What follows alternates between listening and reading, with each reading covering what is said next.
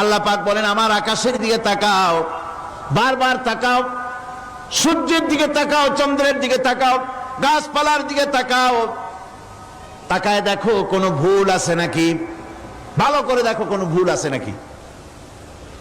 আল্লাহ পাক বলেন আবার তাকাও, দেখতে দেখতে তোমার চক্ষু দুর্বল হয়ে তোমার কাছেই ফিরে আসবে, আমার সৃষ্টি নৈপুণ্যতার ভিতরে কোনো ভুল পাবে না। সুবহানাল্লাহ। একজন দরবেশ সাহেব তিনি একবার এই সূরার পড়তেছিলেন, মুখস্থ তেলাওয়াত করতেছিলেন, একটা গাছের তলায় বসে, একটা বট গাছের তলায় বসে এটা তেলাওয়াত করতেছিলেন। যখন তিনি পড়লেন হাল তারা মিন ফুতুর, আমার সৃষ্টি নৈপুণ্যতার ভিতরে কোনো ভুল পাওয়া যায় নাকি।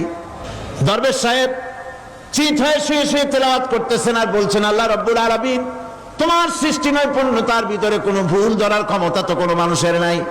তবে একটা জিনিস আমার নজরে পড়ল, এই যে বিরাট বট গাছটা, পৃথিবীতে যত গাছ আছে যেমন গাছ তেমন ফল, তাল গাছটা যেমন ফলও তেমন, নারকেল গাছটা যেমন ফলটাও তেমন, কিন্তু এত বড় বিশাল বট গাছ ফল হতেছে ছোট্ট ছোট্ট ট্যাবলেটের মতো। গাছটা যেমন ফলটা তেমন হয় নাই। আল্লাহ এটা ভুল না, তুমি বলেছো যে দেখো কোনো ভুল টুল আছে নাকি, তুমি ভুল তো না, আমার চোখে এটা লাগলো, যেমন গাছ তেমন ফল হয় না। দরবেশ সাহেব চিত হয়ে শুয়ে শুয়ে তেলাওয়াত করছেন, মনের মধ্যে এই চিন্তা আসলো গাছটা যেমন তেমন ফলটা হলো না। দরবেশ সাহেব বলেন এই চিন্তা করতেছি, হঠাৎ করে একটা দমকা হাওয়া বয়ে গেল, ডালে ডালে বাড়ি লেগে গেল, একটা আদা পাকা বটের ফল অনেক উপর থেকে বৃন্তচ্যুত হয়ে চট করে এসে আমার নাকের উপরে ফট করে পড়ল।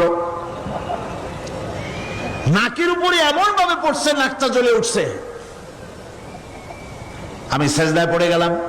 দরবেশ সাহেব বলেন আমি সেজদায় পড়ে গেলাম, চোখের পানি ফেলে আল্লাহর দরবারে মাপ চাইলাম, বললাম রব্বুল আলামিন তোমার কোন জিনিসের ভিতরে কোনো খুঁত নাই, নিখুঁত জিনিস তুমি বানাইছো, কোনো ভুল নাই।